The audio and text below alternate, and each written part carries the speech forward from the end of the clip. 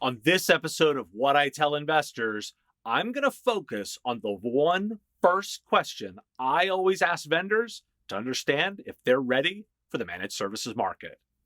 This is What I Tell Investors.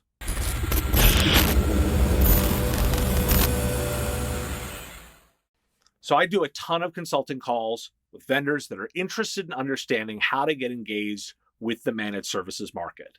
They understand that small business IT is done through local IT service providers, often known as managed services providers. I've done a ton of videos on MSPs and what the MSP market is. And if you haven't dove into those, start with understanding what the market is. But if you've got a sense of what you've already want to do and why you think this market's important, let me tell you the first thing I ask any vendor to understand if they're ready to enter this market. I ask the simple question: tell me about multi-tenancy in your product. Now, to understand that question, let's take a quick back up and understand what the multiple customer model is. If you're a small IT services company, what you're trying to do is have maintenance, management, monitoring, and consulting contracts with multiple distinct customers. Each of those customers is an isolated, separate security packet all their own. You've got to manage their environment itself completely. But what you're also trying to do is build operational efficiency into your managed services business or IT services business. And the easiest way to do that is to roll them together with a common toolkit. I've done tons of videos, particularly around remote monitoring and management technologies. So if you haven't watched that, you should understand what that technology is. But the idea here is I want to reach out to all of these multiple customers. And if I can treat them like one giant infrastructure and I manage them together, yet am able to keep them separate, for an IT services provider, that is gold.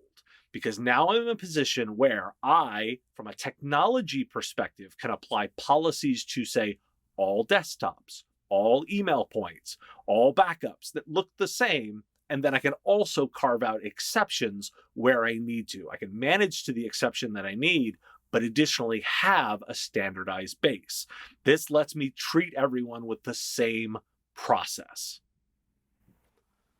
If I can treat all my small customers like one big organization that is just separated with security policies, I get a ton of value here. And this is the core of multi-tenancy. Oftentimes, what I see is we see enterprise software vendors that are used to dealing with an organization, but there's not the ability to truly separate them when I need to and keep each of those individual customers different or apply exceptions in a particular area and understand that they are actually distinct organizations. They're not truly one organization. They are a multitude of organizations that I'm trying to manage together. That's the core of multi-tenancy. If that's not there, then I know this tool is not actually prepared for an environment that looks like the typical networks of small business. Because if you think about this, the multi-tenancy security model is a little different. It's not one organization that has subgroups, because the one organization has trust across the entire organization. In a true multi-tenancy model, the individual organizations do not trust one another. There's only the root management group, which is another group that then has reach across all of them. That's core to understanding the multi-tenancy security model. We can get way into the weeds on this, but understanding that basic difference between one organization with subgroups versus a collection of separate organizations that we want to apply policies across is the key difference in multi-tenancy. If you can't answer this question, you're not ready for the small business IT market. Now, normally, if I went back in the DeLorean and back in time, when I first started about talking about multi-tenancy, I wouldn't have added this last bit around risk. What's interesting now is that there is inherent risk in doing this. By rolling together all of these disparate organizations into one where there is control across all of them, there does become a vector where the root, the managed services provider, the IT service provider, can be an attack vector to all of those small organizations. Unlike a single organization with inherent trust, those small organizations should not be trusting one another or have a problem of transitive trust, i.e., if the core IT service provider all gets breached, all of their customers gets breached. This is an interesting new area where often there is not a great answer yet from many of the vendors that I talk to. Those that have embraced multi-tenancy and are delivering IT services to the small, medium-sized business haven't truly solved this shared risk problem. I want to highlight it because it's a new portion of the question. It's definitely advanced thinking. If people have achieved the multi-tenancy question, now we're into much more interesting questions, but I would be remiss, particularly if I didn't highlight this to a vendor who is saying, I don't have this feature, I'm thinking about it because I want to enter into the managed services or IT services market.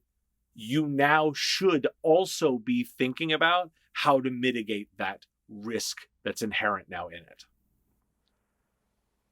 So that's the big question. I start with, tell me about your multi-tenancy model.